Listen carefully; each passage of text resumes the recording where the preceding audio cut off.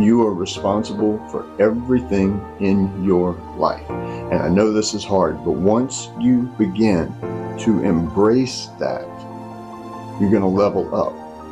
Now look, you're not responsible for the things that other people have chosen to do to you. You're not responsible for the choices that other people have made that have impacted you. But you are responsible for being in that relationship.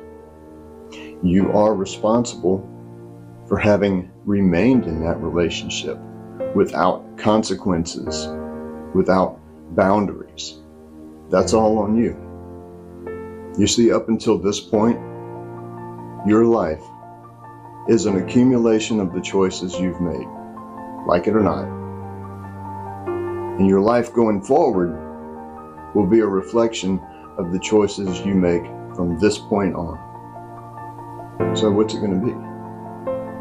We're all self-made. Every last one of us. We are all self-made. But only the healthy, the wealthy, and the happy will admit that. So we've got to ground ourselves in the reality of what is. The reality about others and that we're in relationship with, and the reality of who we are.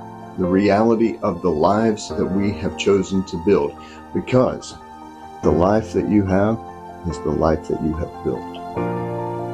You've got to be able to admit it. If you're out of shape with no energy, it's your fault. If you're fat and overweight, it's your fault.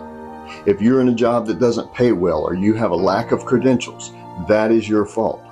If you're unhappy or you're in an unhealthy marriage, that is your fault. Again, you're not responsible for what other people have done. But if you have an unfulfilled life, that's your fault. If you're carrying other people's baggage to your own detriment, that is your fault. The question is, what are you going to do about it now? Are you going to keep putting those things on other people or on circumstances? Or are you going to embrace that this is your responsibility? Are you going to begin to live intentionally, free of excuses? Or are you just going to keep blaming everybody and everything else?